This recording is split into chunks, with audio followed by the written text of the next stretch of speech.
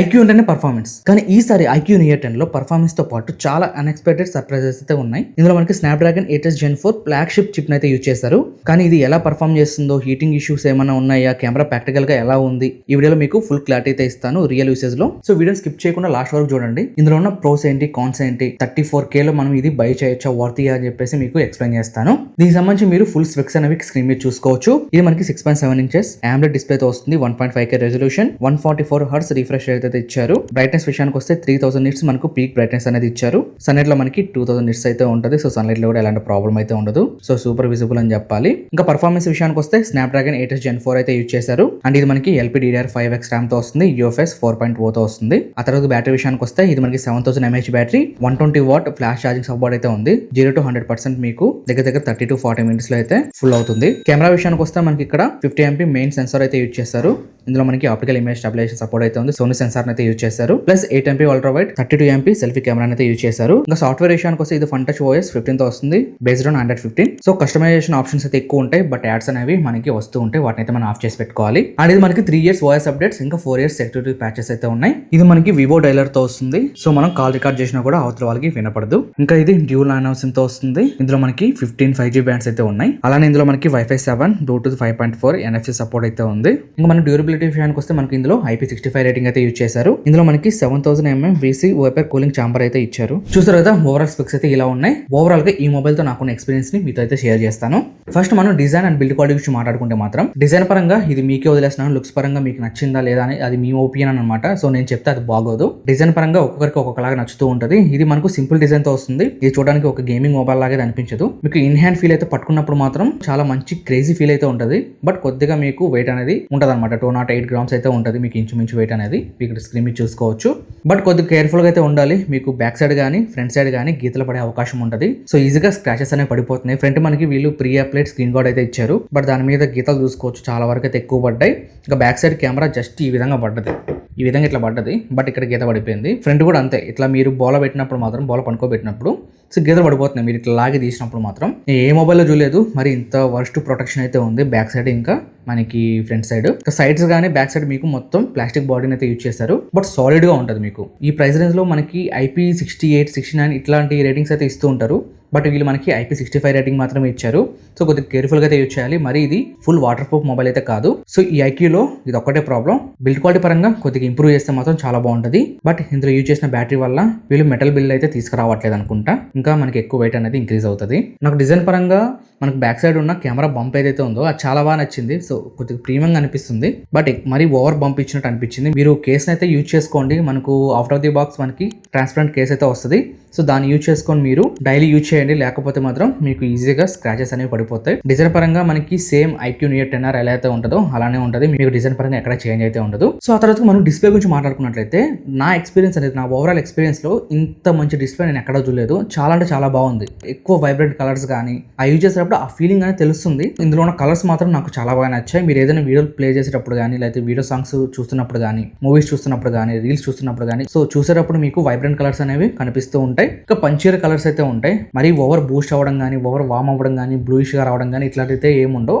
మనకు perfect natural colours అనేవి play అవుతూ ఉంటాయి. సో HDR లో మీరు వీడియో చూసేటప్పుడు మాత్రం మంచి ఎక్స్పీరియన్స్ అనేది ఉంటుంది. ఇంకా మీరు నార్మల్ గా యూజ్ చేస్తూ ఉంటారు కదా మొబైల్ డైలీ యూసేజ్ లో. సో మీరు టచ్ చేసినప్పుడు ఆ రెస్పాన్స్ అనేది చాలా బాగుంటుంది. టచ్ రెస్పాన్స్ అయితే చాలా స్మూత్ గా ఉంది. ఇంకోటి మనకి 144 Hz రిఫ్రెష్ రేట్ అయితే ఇచ్చారు. ఇది మనకు గేమింగ్ లోనే వర్క్ అవుతుంది. బట్ నార్మల్ గా మీరు హోమ్ లో యూజ్ చేసేటప్పుడు మాత్రం 120 లోనే వర్క్ అవుతుంది. సో చాలా స్మూత్ గా అనిపిస్తుంది. మీకు ఇందులో LTPO ప్యానల్ అయితే యూజ్ చేయలేదు. వీళ్ళు మనకి LTPS ప్యానల్ అయితే యూజ్ చేశారు. సో LTPO ప్యానల్స్ లో ఏంటంటే మీకు 120 Hz రిఫ్రెష్ రేట్ సపోర్ట్ ఉందనుకోండి, మనకు సినారియోస్ ని బట్టి మనం ఏది యూజ్ చేస్తున్నామో దాన్ని బట్టి మనకు రిఫ్రెష్ రేట్ అనేది తగ్గుతూ ఉంటుంది, పెరుగుతూ ఉంటుంది అనమాట. అప్పుడు మనకు బ్యాటరీ బ్యాకప్ అనేది చాలా బాగుంటుంది. బట్ ఇందులో మనకి LTPS డిస్ప్లే అయితే యూజ్ చేస్తారు.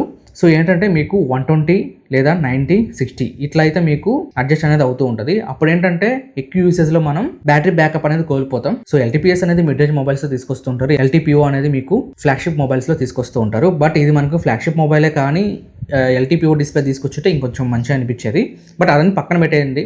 సో బ్యాటరీ బ్యాకప్ అనేది కూడా బాగానే వస్తుంది. అదన్నీ పక్కన పెట్టేస్తే డిస్ప్లే పరంగా మాత్రం క్రేజీ ఉంది. అండ్ ఇది మనకి వైడ్ వైన్ ఎలిమెంట్ సపోర్ట్ తో కూడా వస్తుంది. నెట్ఫ్లిక్స్ అండ్ అమెజాన్ లో మీకు ఫుల్ హెచ్డీ అయితే ప్లే అవుతుంది. అండ్ ఇది మనకి ఎయిర్ బ్యాస్టర్ తో కూడా వస్తుంది.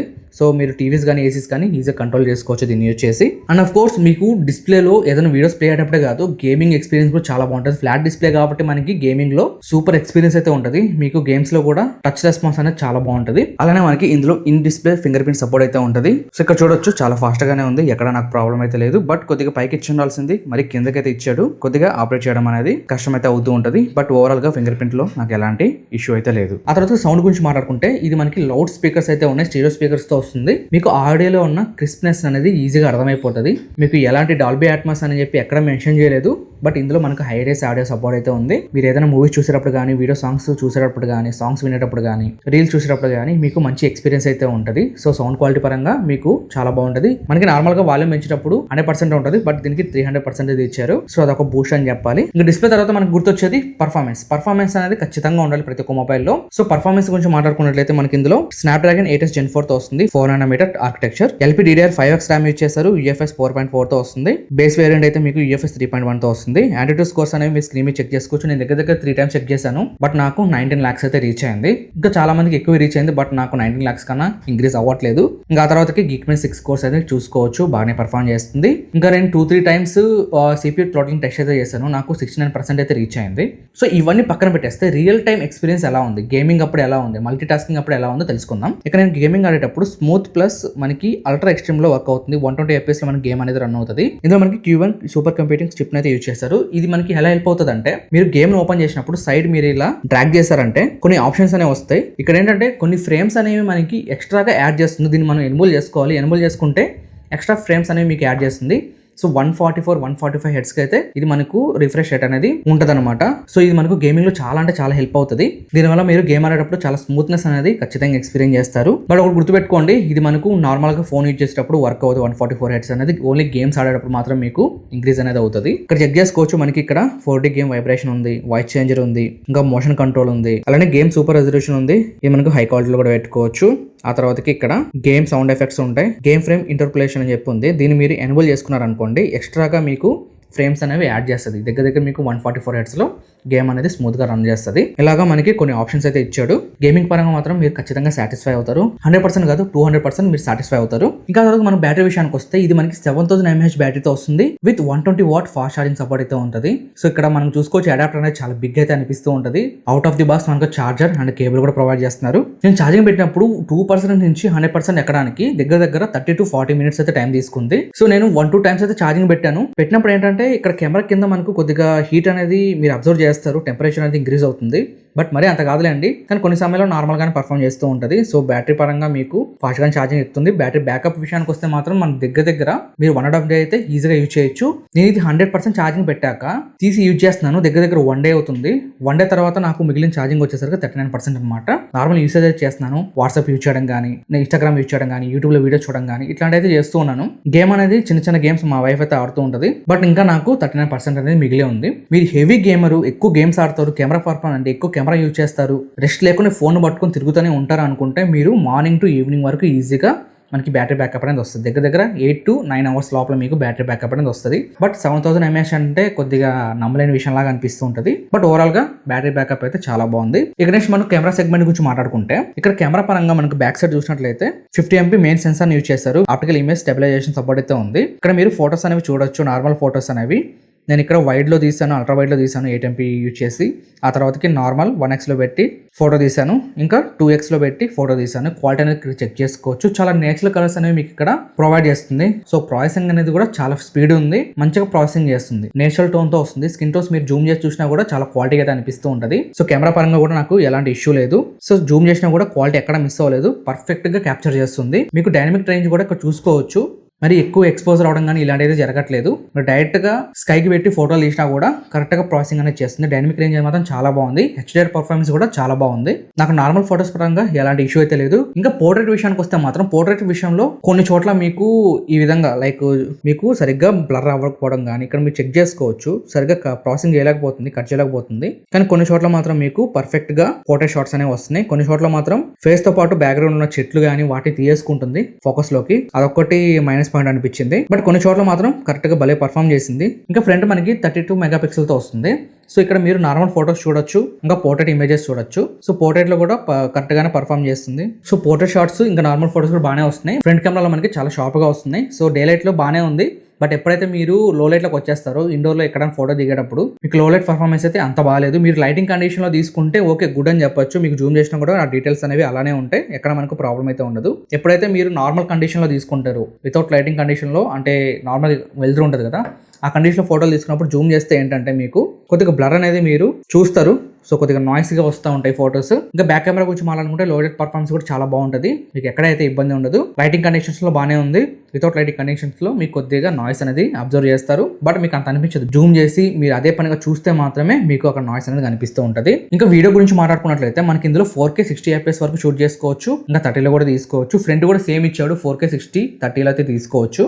బ్యాక్ కెమెరా విషయానికి వస్తే మాత్రం ఇందులో మనకి ఆప్టికల్ ఇమేజ్ స్టెబిలైజేషన్ అయితే ఇచ్చాడు కదా, మీరు వీడియో తీసినప్పుడు చాలా స్టేబుల్ గా అయితే ఉంటుంది. ఎక్కడ మనకు షేక్ అనేది ఉండదు. క్వాలిటీ పరంగా మీకు స్కిన్ టోన్స్ కానీ ఇవన్నీ బాగానే తీసుకుంటుంది. బట్ బ్యాక్గ్రౌండ్ మీరు నార్మల్ గా నేచర్ వీడియోస్ తీసేవాలనుకుంటే మాత్రం సో అక్కడ మీకు ఏంటంటే క్వాలిటీ అనేది డ్రాప్ అయినట్టు అనిపిస్తుంది. జూమ్ చేసినప్పుడు క్వాలిటీ అనేది చండాలంగా ఉంది. సో జూమ్ చేసినప్పుడు మాత్రం క్వాలిటీ లేదు. నార్మల్ గా వీడియోస్ తీసుకుంటాం, వ్లాగ్స్ తీసుకుంటాం అన్న వాళ్ళకి ఓకే, కానీ అదే పనిగా మీరు జూమ్ కట్ చేసుకుంటాం, జూమ్ చేసుకుంటాం అనుకుంటే మాత్రం ఇందులో క్వాలిటీ అనేది ఖచ్చితంగా మిస్ అవుతారు. అదొకటి మీరు గుర్తుపెట్టుకోండి. ఇంకా ఫ్రంట్ కూడా మనకు 4K 60 ఇచ్చాడు. బట్ బ్యాక్ సైడ్ ఉన్నంత కెమెరా పర్ఫార్మెన్స్ మీకు ఫ్రంట్ సైడ్ ఉండదు. ఎందుకంటే ఇందులో మనకి 32 ఇచ్చారు కాబట్టి సెన్సార్ సైజ్ కూడా మనకి చాలా చిన్నగా ఉంటుంది. సో అంతగా క్యాప్చర్ చేయలేకపోవచ్చు. సో ఫ్రంట్ సైడ్ ఓకే అని చెప్పొచ్చు. బట్ క్వాలిటీ పరంగా మాత్రం నార్మల్ గా మీరు జూమ్ చేయకుండా తీసే వాళ్ళైతే చాలా బాగుంటది. కానీ ఇక్కడ మనకి హెడ్ అనేది కట్ అయిపోతూ ఉంటుంది. మనం ఎక్కువ ఫ్రంట్ కెమెరా యూజ్ చేసి వ్లాగ్స్ రికార్డ్ చేస్తూ ఉంటాం కదా, సెల్ఫీ లాగా పెట్టేసి. సో అప్పుడు ఏంటంటే మీకు వైడ్ ఆప్షన్ అయితే ఉండదు, మీకు జూమ్ అయినట్టు అనిపిస్తూ ఉంటుంది. సో ఫేస్ ఇట్లా మీరు పెట్టుకొని రికార్డ్ చేసినప్పుడు ఫేస్ అనేది అంటే కట్ అయిపోతూ ఉంటుంది. హెడ్ కానీ లేదా కింద బాడీ ఏదో కట్ అయిపోతూ ఉంటుంది. సో అలా కట్ అవడం వల్ల మనం ఫుల్ ఫేస్ అనేది చూపించలేం. మనం ఎక్కువ మందిని సెల్ఫీ వీడియో తీసి చూపించాలనుకున్నా కూడా చాలా కష్టం అవుతుంది ఇందులో. సో వీళ్ళు కొద్దిగా వైడ్ రేంజ్ లో కెమెరా ఇచ్చుంటే మాత్రం చాలా బాగుండేది ఫ్రంట్ సైడ్. ఇంకా లో లైట్ పర్ఫార్మెన్స్ విషయానికి వస్తే మీకు బ్యాక్ సైడ్ అయితే మంచిగానే పర్ఫార్మ్ అవుతుంది. 60 FPS లో మీరు వితౌట్ లైట్ మీరు నార్మల్ గా వీడియో రికార్డ్ చేసేప్పుడు ఏంటంటే బ్లర్ అనేది మీరు అబ్జర్వ్ చేస్తారు, ఎక్కువ నాయిస్ అనేది ఉంది. లైటింగ్ కండిషన్స్ లో మాత్రం చాలా బాగుంది ఇండోర్ లో. ఇంకా ఫ్రంట్ విషయానికి వస్తే మాత్రం మీరు 4K 30 FPS లో తీసుకోండి, చాలా బాగుంది. 4K 60 లో తీసుకున్నప్పుడు మాత్రం మీకు బ్లర్ అనేది ఎక్కువ చూస్తారు. బ్యాక్ సైడ్ కూడా సేమ్ అంతే, 4K 30 లో తీసుకుంటే మాత్రం చాలా బాగుంటది. ఓవరాల్ గా ఫోటోస్ కి వీడియోస్ కి ఇది తీసుకోవచ్చు అంటే మాత్రం నేను ఖచ్చితంగా తీసుకోవచ్చు అని చెప్తాను. సో ఈ సెగ్మెంట్ లో చాలా మొబైల్సే ఉన్నాయి. బట్ ఇందులో కెమెరా అనేది చాలా బాగా నచ్చింది నాకు. సో ఫ్రంట్ అనేది నాకు బ్యాక్ కెమెరాతో పోలిస్తే కొద్దిగా డీసెంట్ అని చెప్పాలి, మరి అంత అయితే కాదు. తోపు తురుమైతే నేను చెప్పను ఫ్రంట్ అయితే. సో ఓవరాల్ గా కెమెరా కోసం కొనొచ్చు అంటే మాత్రం ఖచ్చితంగా తీసుకోవచ్చు, ఎలాంటి ప్రాబ్లం అయితే లేదు. ఇక మనం సాఫ్ట్వేర్ గురించి మాట్లాడుకున్నట్లయితే ఇందులో మనకి FunTouch OS 15 తో వస్తుంది అవుట్ ఆఫ్ ది బాక్స్. మనకి మీరు నార్మల్ గా హోమ్ లో యూజ్ చేసేటప్పుడు ఎక్స్పీరియన్స్ చాలా బాగుంటుంది. మీకు బ్లూటూత్ అనేది ఖచ్చితంగా ఉంటుంది. ఈజీగా 4 to 5 యాప్స్ అయితే ఉంటాయి, వాటైతే మీరు అన్ఇన్స్టాల్ చేసుకోవాలి. యాడ్స్ అనేవి ఖచ్చితంగా వస్తాయి. సో యాడ్స్ కూడా మీరు ఆఫ్ చేసి పెట్టుకుంటే సో ఎలాంటి ప్రాబ్లం అయితే లేదు. బట్ ఓవరాల్ గా చాలా క్లీన్ అయితే ఉంటుంది. మీకు యూఐ అనేది ఎక్కడ ప్రాబ్లం అయితే లేదు. సో నాకు టచ్ రెస్పాన్స్ వల్ల అంత మంచిగా అనిపిస్తుంది. ఇది డిస్ప్లే పరంగా మాత్రం కేక్ అని చెప్పాలి. ఇంకా ఓవరాల్ గా ఫైనల్ వర్డిక్ట్ విషయానికి వస్తే మాత్రం ప్రోస్ ఏంటి, కాన్స్ ఏంటి, ఈ మొబైల్ అనేది ఎవరికి సెట్ అవుతుంది దాని గురించి అయితే మాట్లాడదాం. ప్రోస్ విషయానికి వస్తే ఇది స్నాప్డ్రాగన్ 8 Gen 4 తో వస్తుంది. పర్ఫార్మెన్స్ బీస్ట్ అని చెప్పాలి. 7000 mAh బ్యాటరీతో వస్తుంది. సో బ్యాటరీ బ్యాకప్ కూడా చాలా బాగుంది. 120 watts ఫాస్ట్ ఛార్జింగ్ సపోర్ట్ ఉంది. ఇంకా AMOLED 144 Hz డిస్ప్లే ఇచ్చారు. సో డిస్ప్లేలో మాత్రం మీకు అంటే కాంప్రమైజ్ అయితే లేదు, చాలా అంటే చాలా బాగుంది. ఇంకా కాన్స్ విషయానికి వస్తే బిల్డ్ క్వాలిటీ అనమాట. IP65 ఇచ్చారు, IP68 ఇచ్చుంటే ఇంకొంచెం బాగుండేది. ఇంకా ఫ్రంట్ వీళ్ళు సరిగ్గా ఏది మెన్షన్ చేయట్లేదు. సో ఫ్రంట్ మాత్రం నాకు ఎక్కువ గీతలు అయితే పడుతున్నాయి, అదొకటి మీరు మైండ్లో పెట్టుకోండి. టెంపర్ గ్లాస్ అయితే వేసుకోండి. ఇంకా బ్యాక్ సైడ్ కూడా మీరు కేసు వేసుకొని యూజ్ చేయండి, లేకపోతే ఖచ్చితంగా ఫోన్ మీద స్క్రాచెస్ పడే అవకాశం అయితే ఉంటుంది. ఇంకా ఫ్రంట్ సైడ్ మనకి కొద్దిగా వైడ్ కెమెరా ఇచ్చుంటే బాగుండేది అనిపించింది. సో మీరు ఫ్రంట్ సైడ్ వీడియోలు తీసుకోవాలంటే కొద్దిగా కష్టం అవుతుంది. సో 4K 60 FPS సపోర్ట్ ఇచ్చాడు, కొద్దిగా వైడ్ గా ఇచ్చున్నా కూడా చాలా బాగుండేది. సో అదొకటి నాకు కాన్ అనిపించింది. స్లైట్లీ మీకు ఇంకా కొద్దిగా వెయిట్ అయితే అనిపిస్తుంది, బల్కీగా ఉంటుంది ఫోన్ అనేది. మీకు మంచి డిస్ప్లే కావాలి, పర్ఫార్మెన్స్ కావాలి, కెమెరా కావాలి, మంచి బ్యాటరీ బ్యాకప్ కావాలంటే ఈ ఫోన్ తీసుకోవచ్చు. ఇంకా డ్యూరబిలిటీ విషయానికి వస్తే మాత్రం అంత మంచిగా అయితే ఉండదు, ఇది ఒకటి మీరు మైండ్ లో పెట్టుకోండి. ఓవరాల్ గా 34,000 లో ఇది మనకి బెస్ట్ మొబైల్ అవుతుంది. ఈ ప్రైస్ లోనే మనకి ఇంకొక 2,000 తగ్గిస్తే 32K లో 12GB RAM 256GB స్టోరేజ్ తో పోకో F7 అయితే వస్తుంది. అందులో మీకు డ్యూరబిలిటీ విషయంలో కానీ బ్యాటరీ బ్యాకప్ పరంగా గేమింగ్ పరంగా చాలా బాగుంటది. డిస్ప్లే పరంగా కెమెరా పరంగా ఓవరాల్ గా ఆల్ గుడ్ మొబైల్ కావాలనుకుంటే మాత్రం ఇది తీసుకోవచ్చు. ఇందులో చెప్పాను కదా డ్యూరబిలిటీ అనేది అంత మంచిగా అయితే ఉండదు, అదొకటి మీరు మైండ్ లో పెట్టుకుని అయితే పర్చేస్ చేయండి. నా వరకు అయితే ఈ మొబైల్ నేను కొంటాను లేదని మీరు అడిగితే మాత్రం ఖచ్చితంగా తీసుకుంటాను. సో గైస్ ఈ iQOO 10 మీద మీ అభిప్రాయం అనేది కింద కామెంట్స్ తెలియజేయండి. ఈ వీడియో అనిపించిన కింద కామెంట్స్ తెలియజేసుకోండి. అండ్ తప్పకుండా ఈ వీడియో అయితే లైక్ చేసుకోండి. ఇంకా ముందు మీకు ఈ అవుట్డేటెడ్ మొబైల్స్ కాకుండా ఫ్రెష్గా రిలీజ్ అయ్యే మొబైల్స్ అయితే పర్చేస్ చేసి వీడియోస్ తీసుకోవడానికి అయితే ఖచ్చితంగా ట్రై చేస్తాను. నా దరిద్రం ఏంటంటే నేను ఏదైనా మొబైల్ కొనాలి అనుకున్నప్పుడే ఫ్లిప్కార్ట్ ఓపెన్ చేసిన, అమెజాన్ ఓపెన్ చేసిన కరెంట్లీ అవుట్ ఆఫ్ స్టాక్ అని చెప్పి పడుతూ ఉంది. సో పోకో F7 లో కూడా అలానే పడ్డది. ఎట్టకేలకు అది కూడా నేను రిసీవ్ చేసుకున్నాను. సో వీడియోస్ అయితే తీసి పెట్టిన త్వరలో అది కూడా రివ్యూ తీసుకొస్తాను. వాడాలి కదా ఫోను, వాడకుండా రివ్యూ తీసుకొస్తే బాగోదు కదా. ఏదో 2-3 రోజులు వాడి తీసుకొచ్చేస్తే దాని గురించి మనం ఏం చెప్పలేం. లాంగ్ రన్లో యూజ్ చేయాలి. మినిమం ఒక 20 days 30 days 2 months యూజ్ చేసినా పర్లేదు అనుకోండి. అప్పటికి వేరే మొబైల్స్ అనేది రిలీజ్ అయిపోతాయి. కొద్దిగా ఫాస్ట్గా తీసుకొస్తాను. సో గైస్ ఇలానే మన ఛానల్ సపోర్ట్ చేస్తుండండి. ఇంకా నెక్స్ట్ వచ్చే వీడియోకి వెళ్దాం. అంతవరకు thanks for watching. By by. జై హింద్.